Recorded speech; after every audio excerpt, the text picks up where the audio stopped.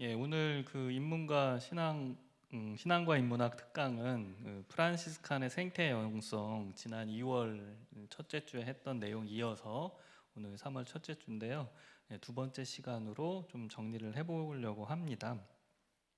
지난주에 저희가 이 우리의 형제자매 피조물이라고 하는 프란치스코 출판사에서 나온 이 책의 이 서러운 부분과 그 다음에 태양의 노래, 피조물의 찬가라고 불리는 그 성 프란시스코의 그 시, 찬양 시를 같이 좀 봤는데요. 오늘은 뭐 안 믿어지시겠지만 이 12장의 내용을 오늘 다 정리해가지고 한 시간으로 좀 말씀을 드리려고 합니다. 근데 제가 이거를 뭐 정독하고 요약하기보다는 좀 중요한 부분을 이렇게 쭉 보면서 중요한 부분만 이렇게 장별로 조금씩 이렇게 정리를 해가지고 그 내용 중심으로 좀 전달을 해드리려고 합니다.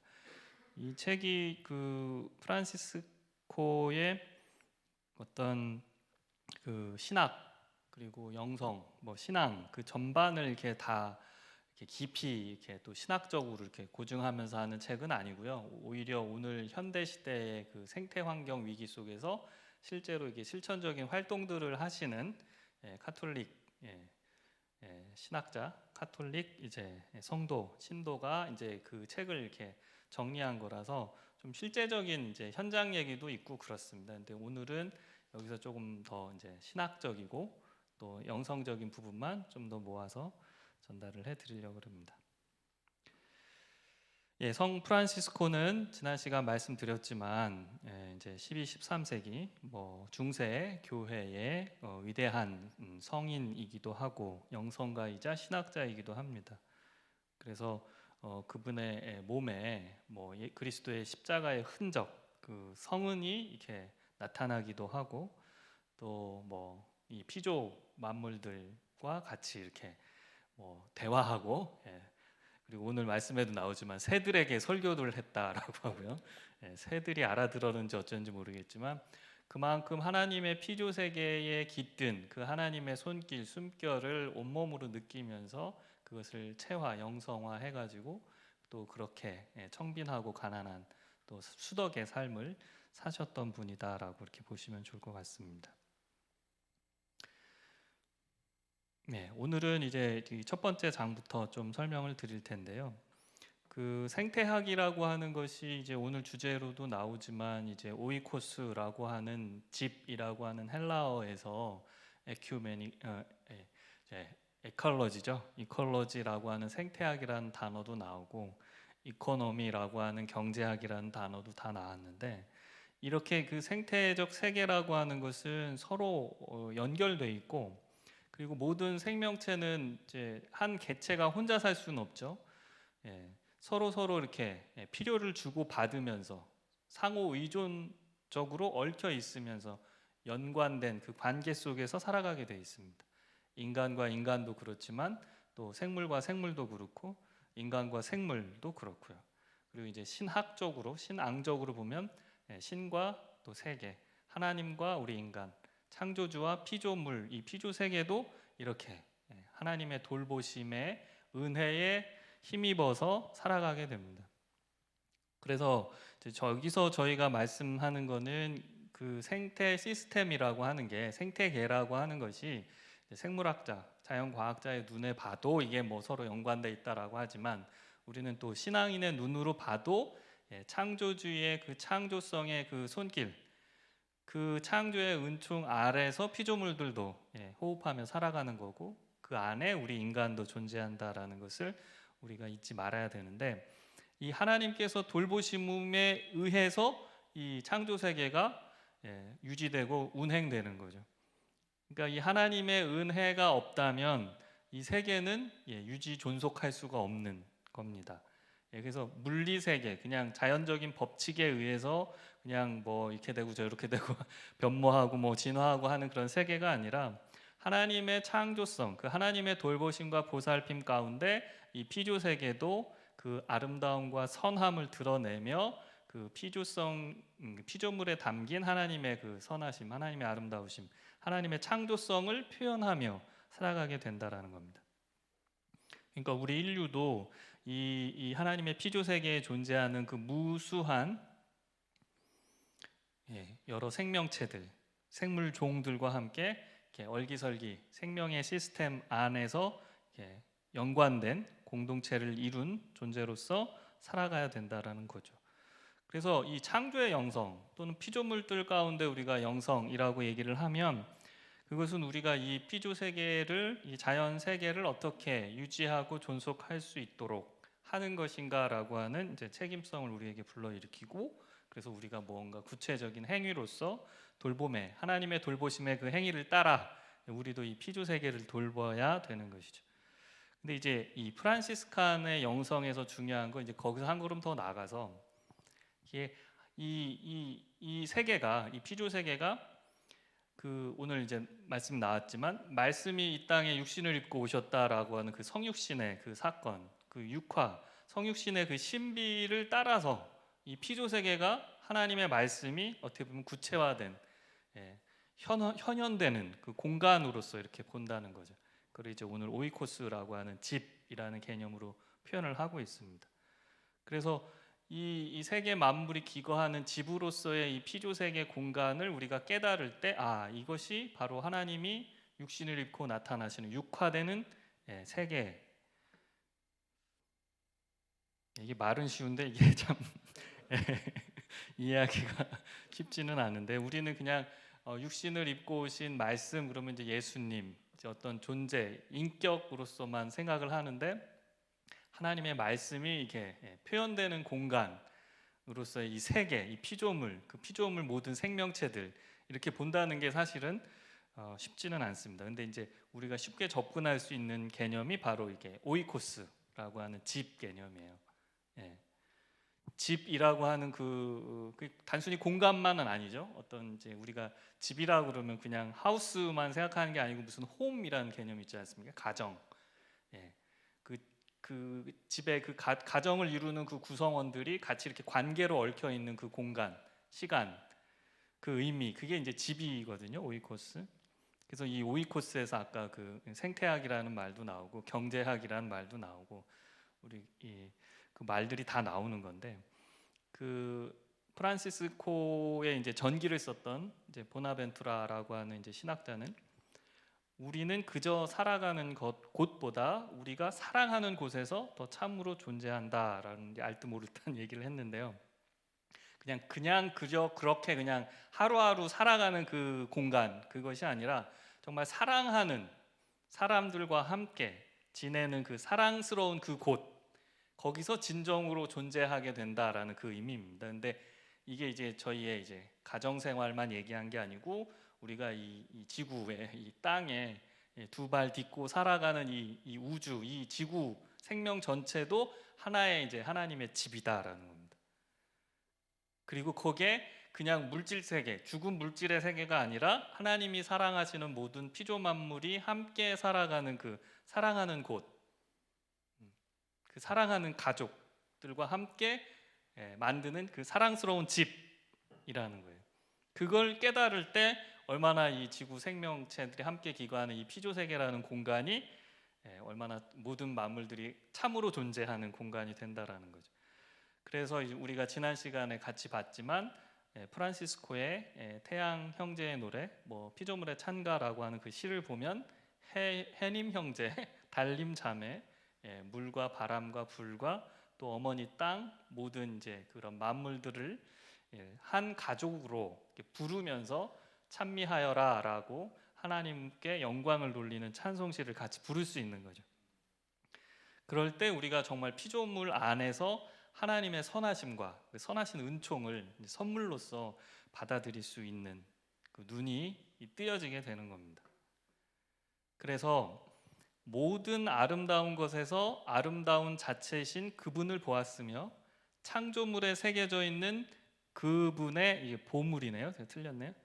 보물을 보고, 바쁘게 쓰다 보니까 보물을 보고 어디서나 사랑하는 그분의 뜻을 따랐다.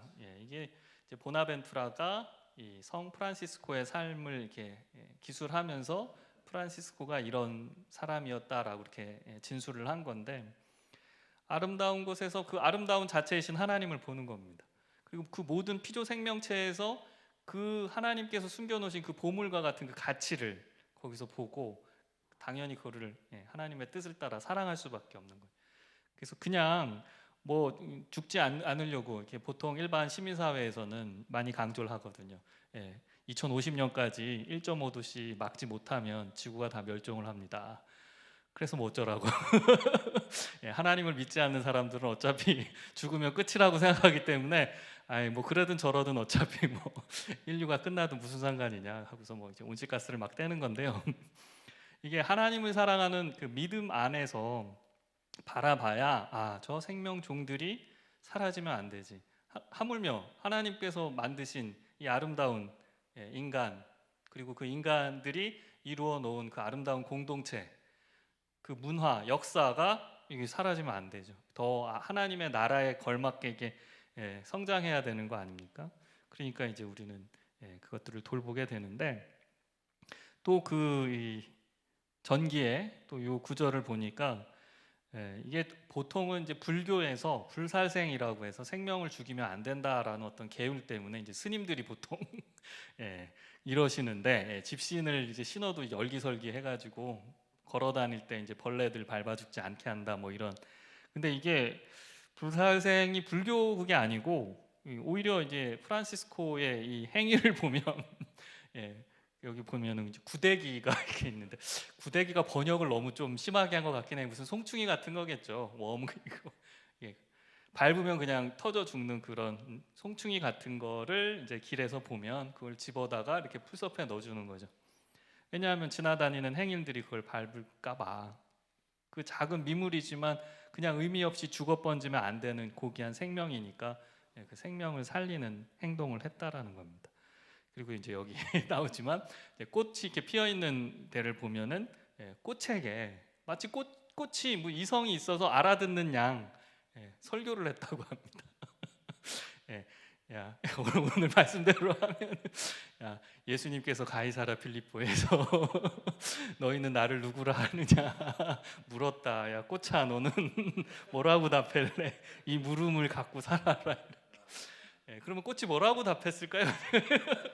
당연히 주는 살아계신 그리스도 하나님의 아들 뭐 이랬을 것 같은데, 그리고 우리 그러면 주님을 같이 찬미하자 하고서 꽃들하고 새들하고 같이 살아계신 하나님의 아들 그리스도를 찬양하는,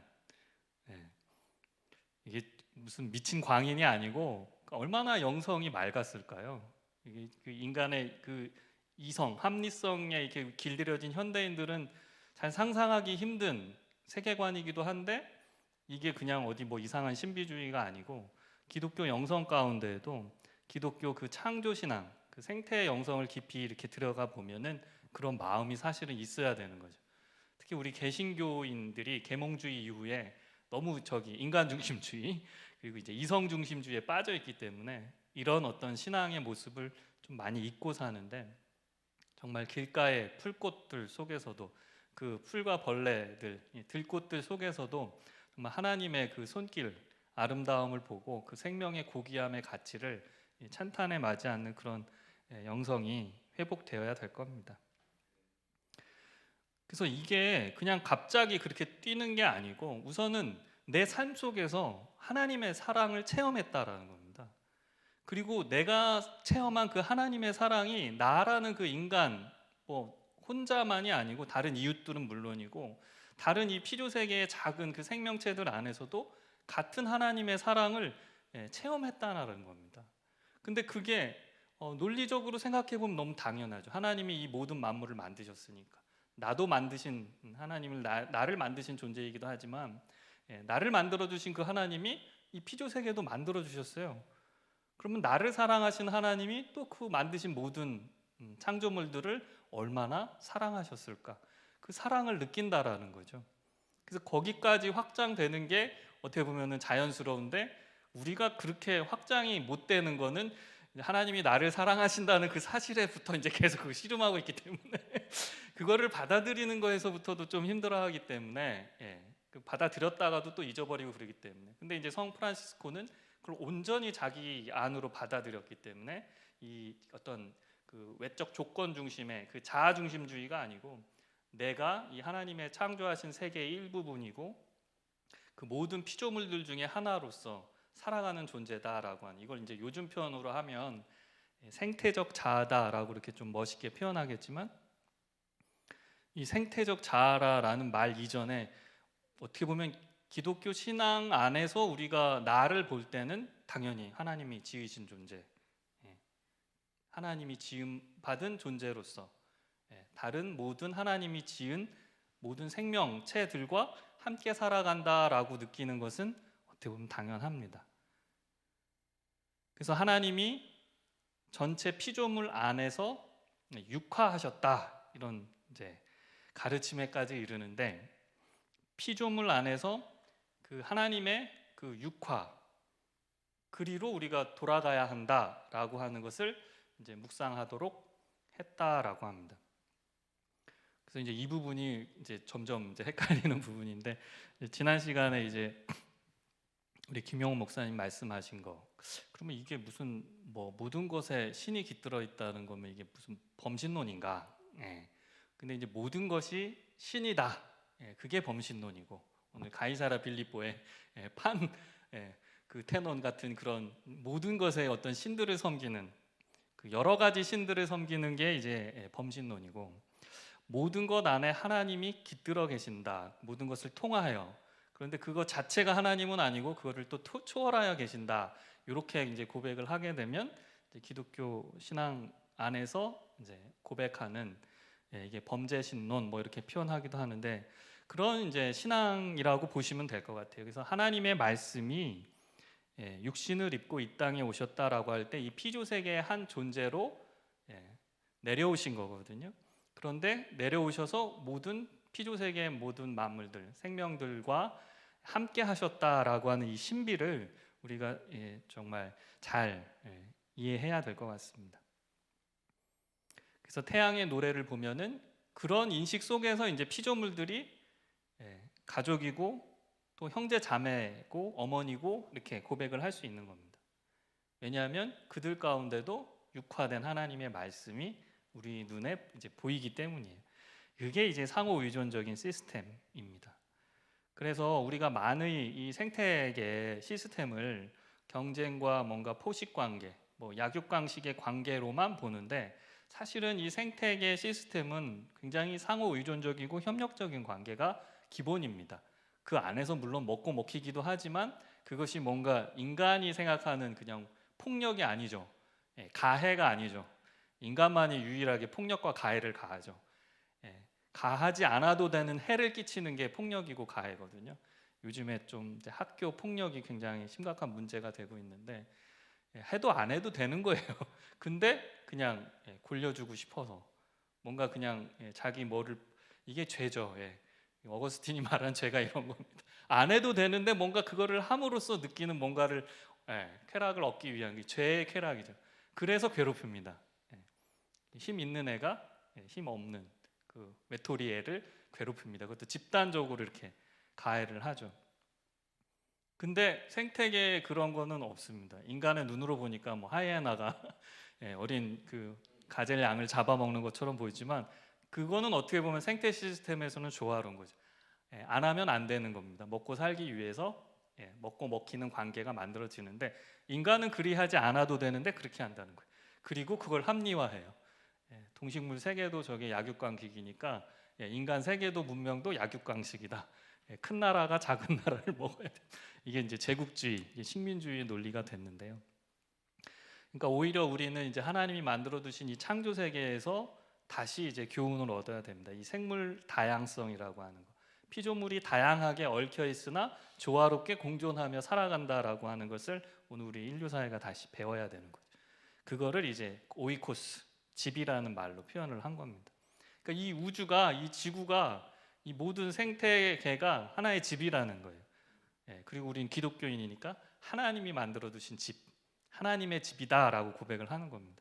그러면 하나님이 만들어 두신 이 집이, 하나님이 또 거하시기도 하는 이 집이 정말 풍성한 다양한 하나님의 피조물들로 흘러 넘치는 공간이죠.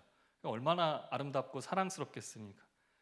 그런데 이제 그 안에는 당연히 그 피조물들이 함께 먹고 마시고 살아 있기 위한 대기와 공기와 모든 식량과 그리고 같이 관계할 구성원들이 필요한 거죠. 근데 이제 인간도 이 하나님이 만들어 주신 집에 이 생태계에 이 생물 다양성의 하나의 이 고리로서 같이 의존하며 함께 지내야 되는, 그래서 가족 같은 피조물인 거예요. 형제, 해님, 자매, 뭐 바람님 이렇게 부르게 되는 겁니다. 그러니까 새들도 꽃들도 한 가족인 거죠. 그런데 그 새들도 꽃들도 태양도 바람도 대기도 땅도 건강하지 않고 병든다라고 하면, 우리 가족 구성원 누가 병들면 같이 걱정하지 않나요? 같이 아프죠. 사실은 애들이 아프면 부모도 속이 아프잖아요. 그냥 이거는 그냥 아픈 겁니다. 물리적으로 설명이 안 되죠. 왜 딴 개체가 아픈데 왜 내가 아파해? 그런데 가족이면 아파하잖아요. 만약에 이제 동생이 아파한다 그러면 형이 이렇게 가슴이 아프죠, 같이. 그게 서로 연결된 존재라는 겁니다. 그러니까 인간 사회도 이 생태계 생물종들과 같이 연결된 한 가족, 하나님이 만드신 피조 세계의 한 집, 오이코스라고 생각한다면, 생태계가 저렇게 울부짖고 있으면 우리도 아픈 거죠. 북극곰이 못 살겠다고 하고 코알라가 산불에 데어서 이렇게 있으면 같이 마음이 아파야 되는 거죠.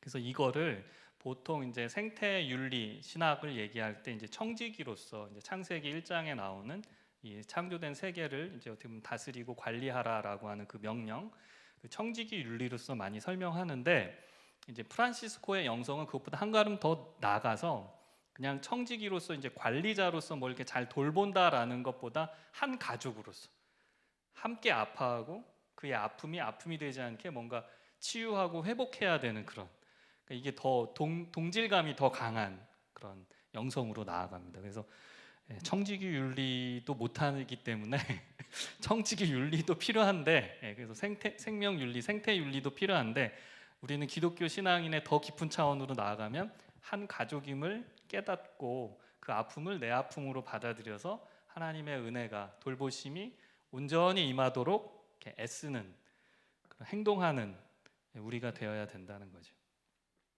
그래서 지난 시간 읽은 태양의 노래, 피조물의 찬가라고 하는 성 프란시스코의 시는 모든 그 피조물들 그 존재 하나하나가 조화된 이 세계 안에서 형제됨으로 또 자매됨으로 같이 한 가족을 이루는 그런 아름다운 노래입니다. 근데 이제 여기 이제 자꾸 이게 중간중간 나오는데 이게 좀 어려워요. 계속 이해가 잘 안 될 수도 있고, 그것까지 한 가족이다라는 건 이해가 되는데 그 피조물들 안에, 그리고 피조물들과 피조물들의 관계 안에 성부 하나님이 이제 바라셨던 그 말씀이신 예수 그리스도 성자 하나님이 영원한 생성으로서 여기 들어와 있다. 이때부터 이제 머리가 아파지네. 삼일체 신학과 성육신 신학이 막 이렇게 복잡하게 들어와 있어서, 근데 이제 아까 말씀드린 것처럼 이분들은 전문 신학자는 아니고 그 프란시스코의 뭔가 그 영성과 그거를 이렇게 또 신학화한 보나벤투라나 둔스 스코트스나 이런 사람의 얘기를 이렇게 따와서 전달은 해주고 있는데 아주 좀 알아듣기 쉽게 전하고 있지 않아서 근데 그 뭔가 느낌은 알겠는 거예요. 그리고 이 느낌을 이분들은 좀 깊이 감동을 했기 때문에 여기에다 담아놨는데, 그 표현이 좀 우리를 좀 헷갈리게 하기도 해요. 근데 어쨌든 창조된 이 세계, 피조 세계는 그 말씀이신 하나님, 그 하나님이 말씀으로 세상을 창조하셨다라고 할 때, 그리고 그 말씀이 육신을 입고 우리 안에 거하신다라고 할 때, 이 내적인 말씀이 외적으로 표현되는 세계가 이 피조 세계다라고 얘기를 하고 있습니다. 그래서 삼위일체의 어떤 우리 그 신비를 얘기할 때 그 위격 간의 그 관계, 이게 점점 헷갈려지네요. 그 관계성을 오늘 이제 말씀대로 이제 사랑이라는 관계성으로 표현하는데, 그게 이제 외적으로 확장되면 거기에 이제 피조 세계도 있는 거죠. 이 삼위이신 하나님이 창조하신 이 세계가 또 그 관계성의 사랑 안에 또 연관돼서 존재하는 거죠. 그래서 그냥 내던져진 뭔가 그냥 빅뱅, 우연한 어떤 빅뱅에 의해서 그냥 그냥 뭐 이렇게 존재하게 된 우연적 사건으로 존재하게 된 어떤 이 물질 세계가 아니고 뭔가 그 삼위일체의 사랑의 관계 안에 그 신성이 존재하듯이 그것이 외적으로 표현돼서 이 피조 세계의 인간도 모든 만물도 또 그 관계 안에서 존재한다는, 대충 제가 머릿속으로 그렇게 생각했는데 이거는 나중에라도 한 번 더 둔수 스코투스나 보나벤투라의 글을 한번 보고, 저희가 이제 중세 신학을 대충 배웠기 때문에 개신교 신학만 많이 배워서 한번 좀 공부를 해보고 싶습니다. 그래서 제가 잘 더 이해가 되면 나중에 또 다시 한번 설명을 해드리겠습니다. 어쨌든 이 피조물의 다양한 그 다양성, 풍성함 안에서 하나님의 이 삼위일체 하나님의 그 관계성도 지금 표현되고 있다. 하나님의 창조성, 그 섭리의 놀라움만 그 경험에도 참 감격스러울 것 같은데, 어쨌든 프란시스코는 피조 세계 안에서 삼위일체 하나님을 본 거예요. 하나님의 사랑을, 그 관계성을 느끼고 하나님의 은혜를 경험했기 때문에 꽃들한테도 설교를 하는 거죠. 야, 삼위이신 하나님의 그 신비를 너가 머금고 있구나. 하나님을 찬양하자. 삼위이신 하나님을 찬양하자.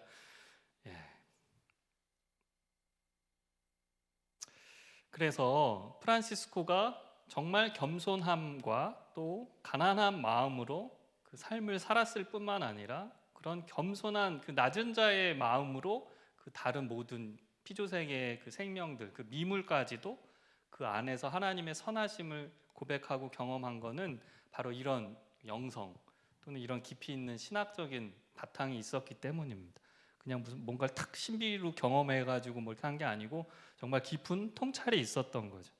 그럴 때 이제 모든 피조물들을 경이로운 존재, 고귀한 존재로 높일 수 있는 거죠. 그래서 모든 피조물들과 함께 하나님을 찬양할 뿐만 아니라 그 하나님이 지으신 그 세계의 그 아름다움을 또 찬미할 수도 있고요. 근데 그 안은 이제 항상 사랑의 일치, 사랑의 일치를 통한 그 선함이 조화되어 있는 것. 이게 사실 삼위일체 관계의 도시. 그래서 둔수 스코투스는 신학자니까 조금 좀 전문적인 용어를 쓰는 거는 같아요. 그래서 우리가 말하는 의라고 하는 것도 올바른 사랑의 관계 맺음과 행동의 관계 맺음이고, 그것이 우주의 질서이고 창조 세계의 질서로서 아름다움인데, 그 아름다움과 선함과 그 정의, 의로움과 그리고 진리, 그것이 또 사랑의 일치로서 삼위일체의 관계 속에 녹아 있기도 하고, 그것이 창조주 하나님과 피조 세계의 관계에도 이렇게 사랑의 일치로 나타난다라고 이렇게 고백을 하고 있습니다. 그러니까 우리가 정말 온전히 살아있는 인간으로서 삶을 살아가려고 한다라면 온전히 살아있는 이 피조 세계, 하나님의 창조 세계를 함께 발견하고 기뻐할 수 있어야 된다. 그래서 피조물과 조화로운 관계 안에서 우리의 어떤 집으로서, 하나님이 만들어 주신 오이코스, 집으로서 그 터전을, 우리 삶의 근거를 재발견할 수 있어야 하겠습니다. 그래서 이제 요거를 얘기할 때 뭐 그냥 쉬운 예로 우리가 이제 뭐 호흡을 얘기하잖아요. 숨을 쉰다. 근데 이제 숨을 쉬니까 우리가 살아가는 건 맞는데, 이 호흡이라는 것도 어떻게 보면 이 피조 세계와 우리를 연결시키는 하나의 관계 행위죠. 숨을 멎으면 우리 생명이 죽잖아요. 근데 이제 우리는 보통 산소가 필요한 거고, 식물들은 이산화탄소가 필요한 거고, 내가 머금었던 호흡이 또 내뱉어지면 다른 동식물과 이 대기와 이 땅을 구성하는 생태 시스템으로 돌아가죠. 그러니까 우리 인간의 몸은 이 지구 모든 생명체들과 사실 이렇게 서로 들숨날숨으로 호흡을 주고받으면서 같이 살아가는 존재입니다. 그러니까 우리가 잠깐 머금지만 다시 내뱉어야 살지, 계속 들이마시고 있으면 죽죠. 그러니까 주고 거저 받았으니까 또 거저 주고, 거저 주고 받음을 나눔으로써 모든 존재와 존재, 생명과 생명은 그렇게 서로 살아가게 돼 있다라는 겁니다. 근데 그거를 이제 제일 이렇게 자연적으로 하나님이 만들어 주신 질서대로 내뿜고 내뱉고 하지 않고 뭔가 그걸 더 많이 소유하려고 하는 건 인간의 문명이죠. 이 산업화된 개발의 문명. 그러니까 더 많이 내가 뭔가를 소유하겠다라고 해서 온실가스를 떼버리니까 결국은 인간이 인위적으로 만들어 놓은 이산화탄소가 온실가스가 지구의 기후를 붕괴시키고 있고, 그럼 이거를 어떻게 해결해야 하는가라고 했을 때 결국은 그 호흡의 의미, 거저 받았으니 거저 주는, 그래서 하나님이 만드신 이 세계의 피조물과 하나님이 어떻게 돌보심과 돌봄 받는 관계를 갖고 있는지 그 깊은 사랑을 깨달아서 우리 인간도 하나님과 그 깊은 사랑의 관계를 회복하듯이 피조물들과 그 깊은 사랑의 관계를 다시 회복하는 길만이 이 기후 변화 시대의 이 위기를 해결할 수 있는 방법이라는 거죠. 그러니까 어떤 기술적 해법, 어떤 정책적 해법 이전에 우리 신앙인들이 보기에는 하나님의 사랑을 깨달아야 되는 거죠. 그리고 피조물의 그 사랑을 원래 이제 주고받았던 그 사랑의 관계를 다시 우리가 깨달아야 되는 거죠. 그래서 오늘 이제 관계성이라는 말이 많이 나오는데, 프란시스칸의 영성은 이 관계성이라고 하는 것이 우리에게 어떤 새로운 가능성으로서 자리해야 한다라고 얘기를 합니다. 그래서 자꾸 이제 또 어려운 얘기가 나오는데, 또 그 주님의 그 말씀의 육화라고 하는 것은 결국 하나님이 지으신 이 세계 속에서 계시로 드러나지 않습니까? 그러니까 우리가 사실은 계시는 하나님께로 가야 우리가 계시를 받는 건데, 하나님이 직접 내려오셔서 이 피조 세계 속에서 본인을, 계시라는 게 이제 노출이니까 본인을 이제 열어젖혀 주신 거죠. 그래서 이 육화, 성육신이라고 하는 것도 결국은 하나님과 피조 세계의 관계성을 드러내주는 신비이죠. 하나님이 왜 이 땅에 육신을 입고 내려오셨을까? 뭐 이 피조 세계가 뭐라고? 근데 하나님 입장에선 우리 인간도 그렇지만, 영혼을 지닌 인간도 그렇지만, 미물 같아 보이는 이 모든 이 창조된 그런 모든 생명 안에서도 하나님이 관계의 사랑을 베푸신다라는 겁니다. 그래서 이 물질은 이제 왜 이런 그 생태 위기, 환경 파괴, 기후 변화 위기가 만들어졌냐면 이 지구를 죽은 물질로 봤기 때문입니다. 근데 기독교인은 근데 이 물질로 보면 안 돼요. 죽은 물질이 아니라 하나님이 지으신 아름다운 세계입니다. 살아있는 피조 세계예요. 그리고 그 하나님이 그 지으신 거, 인간은 특히 영혼을 가진 존재로서 특별히 그 루아흐라는 그 호흡을 불어넣어 주셔가지고 생명을 만드신 존재니까 더 특별한 존재이긴 하지만, 다른 모든 자연 만물도 하나님이 결국은 뭐예요? 사랑하셔서 사랑하기에 무언가 만드신 거죠. 사랑하기 위해, 사랑받기 위해 만든 그 어떤 대상물, 대상이라고 하긴 관계의 존재가 바로 이 피조 세계입니다. 그래서 그 성육신이라고 하는 것은 결국은 모든 피조물들이 그냥 죽은 물질, 또 그 당시 이제 예수님 당시의 언어로 하면 뭔가 타락한 어떤 불결한 어떤 게 아니고 거룩한 거고요. 살아있는 존재라는 겁니다. 그래서 이제 여기서 이제 프란시스칸의 관상 얘기가 나와요. 관상이라고 하면 우리가 조금 낯설어 보이지만 그냥 기도라고 생각하시면 됩니다. 뭐 관상은 더 뭐 고급스럽고 그냥 우리가 개신교인들이 하는 기도는 뭐 이렇게 그런 게 아니고 다 비슷해요. 결국은 뭐냐라고 하면 그 하나님과 우리의 관계 안으로 들어가는 게 관상이죠. 하나님과 우리와의 관계 그 안으로 들어가는 게 기도이죠. 그런데 이제 여기서 이제 생태 영성은 하나님과 피조물의 관계 안으로 우리를 참여시키는 것이 어떻게 보면 생태적인 기도다라고 얘기를 합니다. 그러니까 나와 하나님과의 관계만 붙들고 기도하는 게 아니고, 나와 이 피조 세계, 하나님과 이 창조된 세계의 질서를 같이 놓고 그 관계성 안으로 들어갈 때 그게 어떻게 보면 생태적인 관상이고 기도인데요. 결국은 계속 반복되는 말씀이지만 그 하나님의 흘러넘치는 사랑이, 그 삼위일체의 신비가 말해주는 그 관계성의 그 기쁨과 사랑이 피조물을 통해서 우리에게 이제 주어지는 거죠. 하나님의 선물로서. 왜냐하면 이 피조 세계는 하나님이 성육신하신 그 공간이 있고 그 집이기 때문에. 그래서 이 프란시스칸 전통에서 이 관상, 기도라는 게 어떻게 보면 이 관계 영성의 핵심인데, 이건 뭐 우리 개신교인들도 마찬가지입니다. 어떻게 우리가 사랑하자 할 수 있고 사랑을 실천할 수 있는가?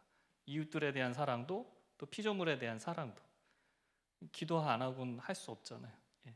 기도를 통해서 나를 열어젖힐 수 있어야 되고 그 관계 안으로 들어갈 수 있어야 되는 거죠. 근데 이제 왜 이 관상 기도가 필요하냐면 그냥 생각만으로 그냥 눈에 보이는 것만으로 하면 이제 거짓된 것들이 많이 있다라는 거죠.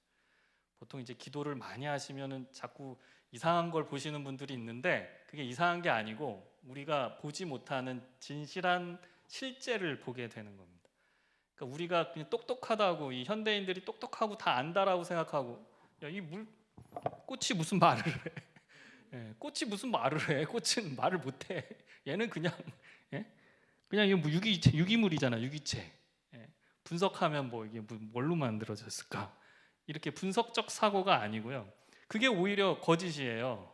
예, 오히려 이 깊이 기도를 하면 우리가 이제 현대적인 물질 세계 그 물리학의 공간 그거로만 생각하지 않는 하나님이 지으신 그 아름다운 예, 저한테도 말을 그만 만지라네요. 이렇게 말을 걸어오는 그게 어떻게 보면 이제 시의 세계이기도 하고 예, 그러니까 어떻게 보면 오늘 그 한용운 시도 들려주셨는데 시인들이 더 진실하게 그 세계를 표현하는 걸 수도 있습니다. 그래서 이런 영성까지 가는 게 힘들면 시라도 많이 읽어야 돼요. 그래서 이 피조 세계의 아름다움을 노래하고 또 신과 우리 인간의 관계를 표현한 그런 시들이라도 읽고 그 안에서 우리가 좀 깨달음을 얻어야 되는 거죠.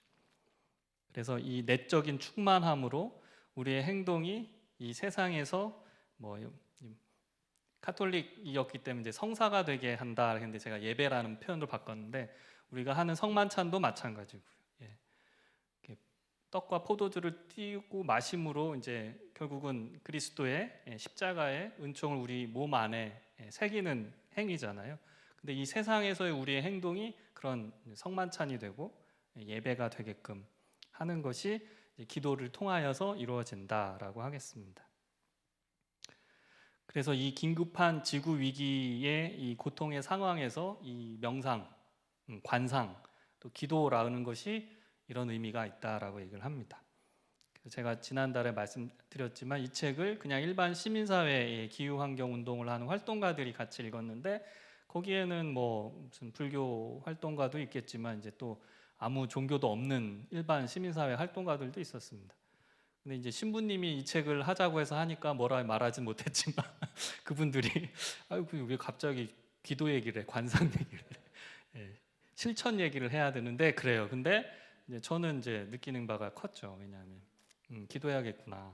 예, 그냥 저도 이제 몽골의 현장에도 있고 뭐 지금도 이제 프로나시아 단체를 통해서 국내에서 또 이제 열심히 일을 하고는 있는데 참 뭐 제대로 안 될 것 같아요. 세상이. 그러니까 기도해야겠구나.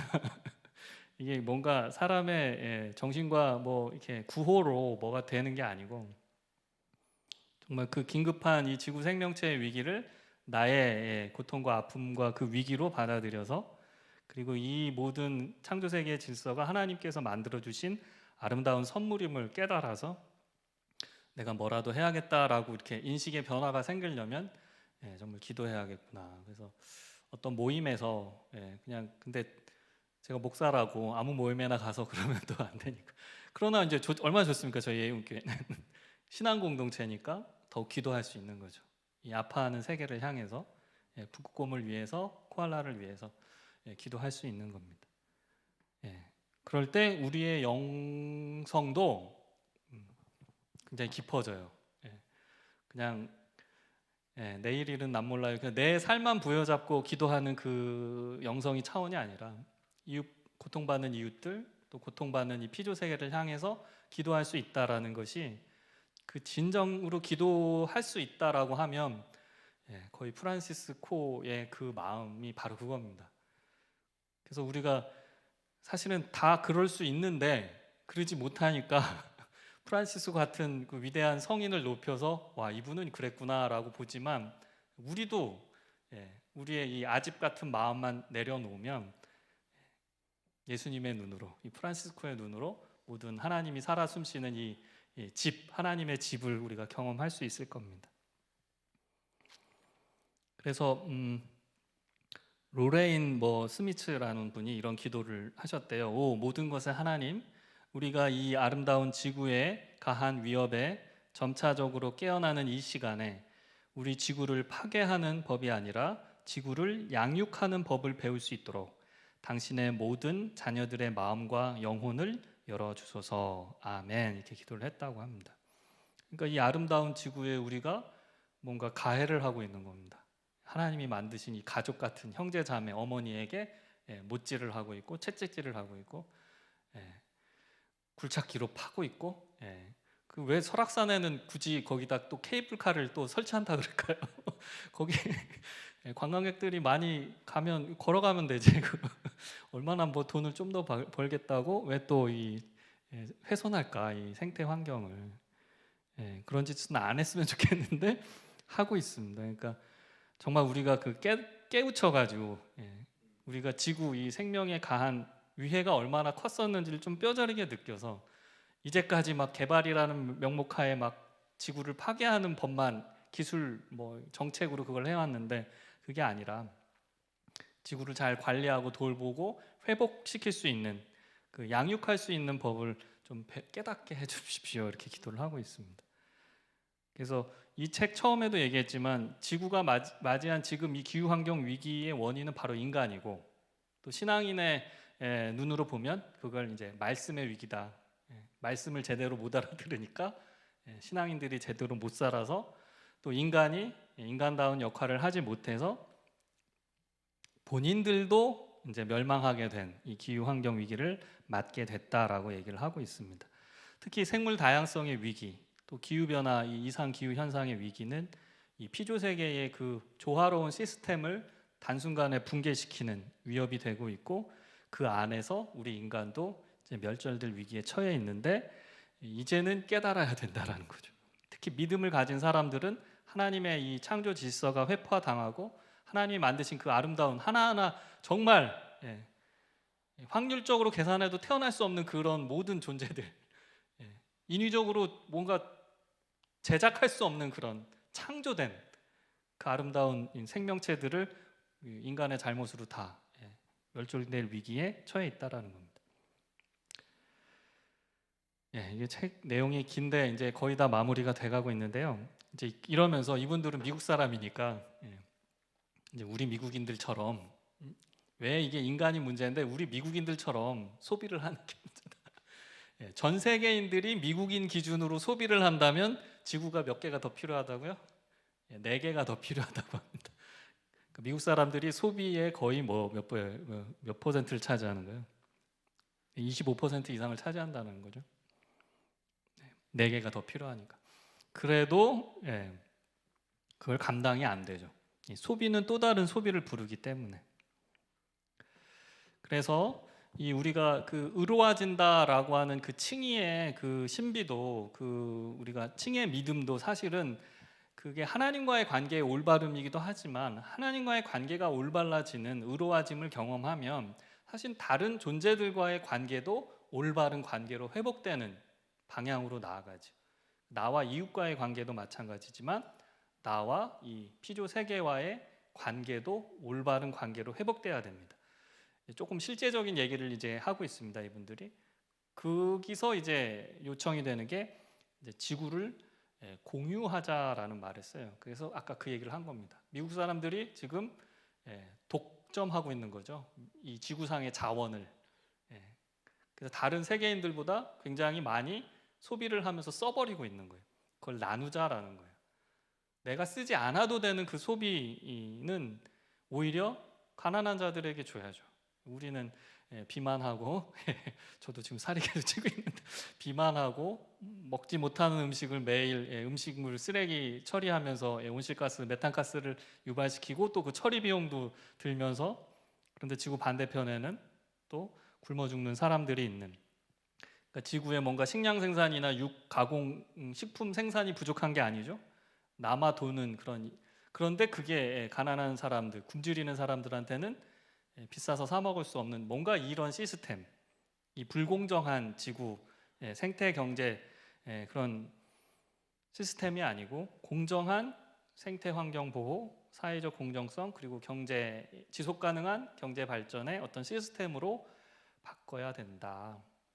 근데 이제 이런 거는 뭐 많은 환경 보호 또 생태론자들이 얘기를 하는데 바꿔야 하는데 그 바꿈의 핵심이 뭐냐 하면 여기 이제 혁명으로서의 회개라고 해서 마치 리볼루션 혁명 같은 회개가 있어야 되는데 그 혁명이라고 하면 뭐 공산주의 혁명처럼 뭐 죽이고 죽고 하는 게 아니고 사랑과 평화와 연민의 회개로서의 혁명이 필요하다. 그러지 않고는 이제 구원의 희망이 없는 거죠. 회개라는 거는 인간의 마음에서부터 시작하지 않습니까? 그리고 그 회개는 이 마음의 전환을 넘어서 세상을 변화시키는 힘을 만들어냅니다. 그래서 이 회개, 마음으로부터 시작한 이 마음을 바꾸는 뒤바뀐 존재로 변화되는 이 회개가 그 힘으로써 세상과 또 사회도 변화시킬 수 있다, 퍼져나갈 수 있다라고 얘기를 해요. 그래서 성프란시스코를 오히려 보나벤투라 같은 사람은 회개자라고 표현을 했다고 합니다. 사랑을 실천하고 정의를 선포하는 대에 헌신한 회개자였다. 그래서 신비주의 영성가라고 해서 어디 들어가가지고 그냥 조용히 수도원에서 기도만 하고 관상만 하신 게 아니고 물론 그러셨지만 사랑을 실천하고 정의를 선포하고 말씀을 선포하기 위해서 정말 탁발 수도송의 모습으로 가난한 자로 복음을 전도하러 다니신 겁니다. 그러다가 이제 꽃들하고도 대화하고 하신 거고요. 근데 그 회개, 마음을 이 전적으로 뒤바꾸게 하는 그 변화가 없으면 인류 사회에도 이 지구 생명 공동체에도 희망은 없다라고 얘기를 하는 거예요. 그래서 지구가 정말 희망 있는 미래로 돌아서게 하게끔 하기 위해서는 이 프란시스코의 근본적인 태도의 변화로서의 회개가 필요하다라고 얘기를 합니다. 그리고 이제 메타노이아. 그러니까 이제 다른 시민사회 그 실천 활동가들이 여기서 갑자기 메타노이아 회개까지 얘기하니까 이거 뭐 교회 전도 받으러 왔나 그러시는데 아니 정말요. 시민사회 활동하실 때도 현장이 안 바뀌거든요. 기후변화 운동해도 사람들이 위기는 느끼는데 뭔가 사회가 안 바뀌는 거는 회개 성령의 역사 하셔야 되죠. 마음의 전환, 이 전환을 통하여서 정말 인간다운 인간, 하나님이 지으신 그 인간을 지으신 목적에 맞는 삶을 살아가는 존재로 뒤바뀌는 이 회개하는 은총이 없이는 어찌 이 지구에 희망이 있을까? 그래서 이 회개하는 은총으로 가득 차서 뭔가 이것이 혁명적인 변화를 이끌어서 그 지구를 파괴하고 있는 우리 자신을 성찰하고 회개하고 돌이켜서 그것을 멈추게 하는 일에 뭔가 행동하게끔 하는 그 성령의 역사가 있어야 되는 거죠. 그래서 하나님의 계시라고 하는 이 타자, 이 피조물, 그걸 향해 돌아설 수 있다. 하나님은 항상 타자와 같은 낯선 모습으로 우리에게 다가오시고 본인을 노출하시면서 하나님을 알게 하시는 줄도 모르겠습니다. 뭐 성경도 있고 교회의 은혜의 통로 수단들이 있지만 특히 이 피조 세계에 고통하고 신음하는 그 존재들을 통해서 우리에게 말을 걸어오시는지도 모르겠어요. 그래서 그거를 들을 수 있는 그 수용성을 이 둔스 스코투스는 있는 그대로 둠이라고 했고 이게 자기 뭐 내려놓기라고 요즘 표현을 하면 뭔가 우리가 욕심도 많고 뭔가 욕망도 많은데 그걸 다 내려놓기, 자기 비움이라고 할 수도 있고요. 그걸 있는 그대로 둠, 이거 아마 그 원어를 그대로 번역하신 것 같은데 그 삶을 산 게 바로 이제 프란시스코의 가난의 의미가 그겁니다. 참된 가난. 그 프란시스카의 가난은 뭐 실제적인 가난이기도 하지만 영성적으로는 그러니까 어떻게 보면 내려놓음이고요. 자기 비움인. 그러니까 안을 비웠기 때문에 자발적인 가난이 가능한 거죠.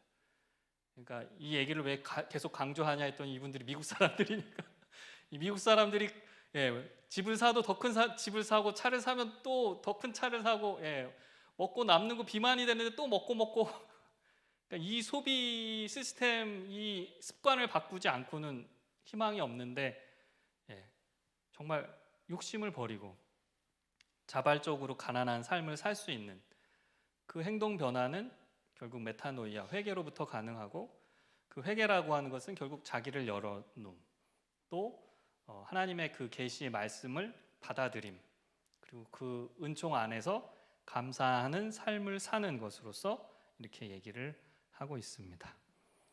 예, 그래서 그 시민사회단체 활동가 중에 교회를 다니다가 안 다니고 열심히 사회생활을 하는 분은 이런 책 읽을 때 회개했으면 좋겠어요. 아, 내가 다시 교회로 돌아가야겠다. 세상 일을 열심히 했지만 정말 내가 벌써 먼저 하나님 앞에 바로 서야 사회도 변화시키고 이 지구 위기 시대에 이 생태적인 희망을 만드는 변화도 생기겠구나, 이런 깨달음이 있었을 텐데요. 뭐 다른 사람 얘기하는 게 아니고 저 얘기를 하는 겁니다. 그래서 저도 뜬금없이 학습 모임에 가서 이 책을 읽고 나도 기독교 목사인데 이 책을 다시 한번 좀 잘 읽고 또 우리 예원교회 성도님들께 소개해드리게 된 거죠. 그리고 그럴 뿐만 아니라 저도 이제 요즘에 이제 말씀을 좀 이런 쪽으로 책임감을 갖고 많이 좀 보고 은혜를 나눠야겠다, 이렇게 생각을 하고 있습니다. 그래서 우리가 이제 거의 마무리가 됐는데 지난 시간에 우리가 함께 읽었던 성 프란시스코의 태양 형제의 노래, 피조물의 찬가라고 하는 이 시를 함께 좀 읽고 오늘 이 시간 정리를 하도록 하겠습니다. 함께 읽어보겠습니다. 지극히 높으시고 전능하시며 선하신 주님, 찬양과 영광과 존귀와 모든 복이 당신의 것입니다. 지극히 높으신 당신께 홀로 그것들이 속하였으니 어떤 사람도 당신의 이름을 부름이 합당치 않습니다. 찬미 받으소서 나의 주님, 당신의 모든 피조물들과 함께, 특별히 형제 해와 함께.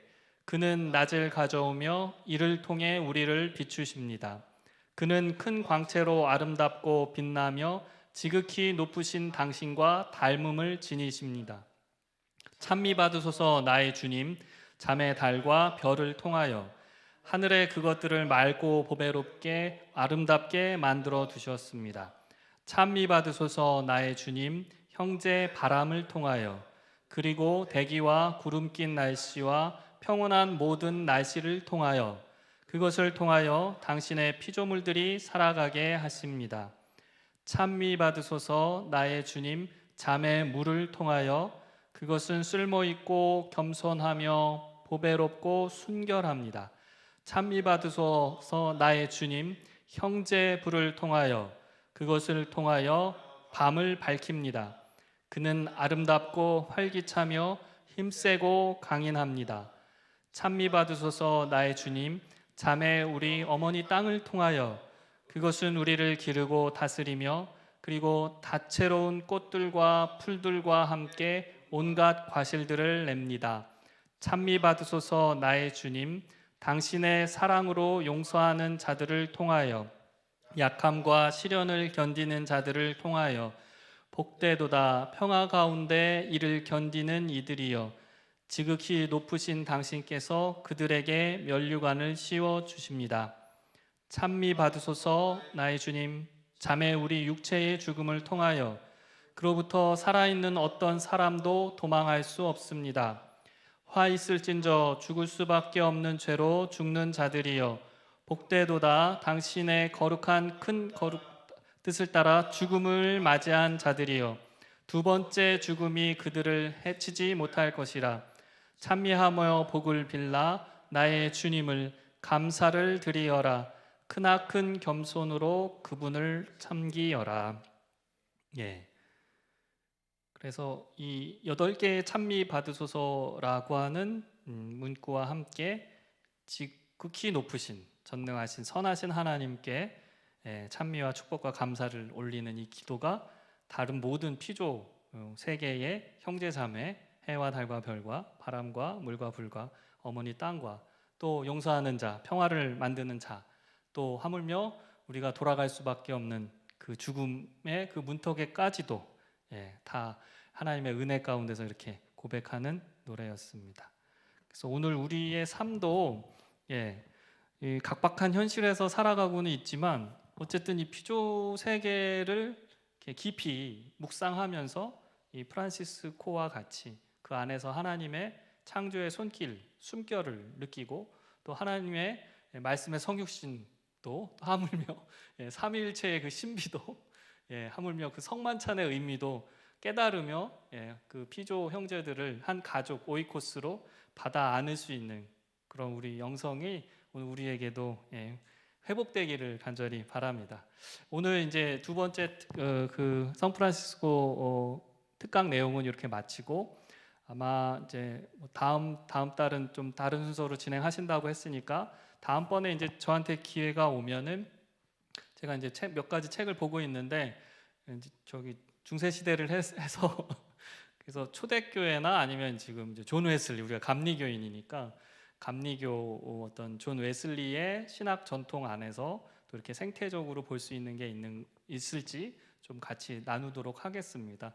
그 기독교 역사를 통해 본 뭐 창조 신앙과 생태 영성이라고 하는 책이 나와 있어서 여러 신학교의 역사 신학 교수님들이 이렇게 한 꼭씩씩 쓰셨더라고요. 거기 보니까 새로운 창조라고 하는 웨슬리의 개념을 가지고 뭐 생태 형성을 이렇게 한 이제 논문이 있더라고요. 그래서 그거를 한번 보든지 그래서 좀 쉽게 신학자분들의 글이 어려워요. 그래서 쉽게 풀어서 좀 이렇게 설명하고 감리교인으로서 또 이 생태 형성을 어떻게 봐야 될지 조금 고민을 해보도록 하겠습니다. 그러면 오늘은 여기까지 하고 마치도록 하겠습니다.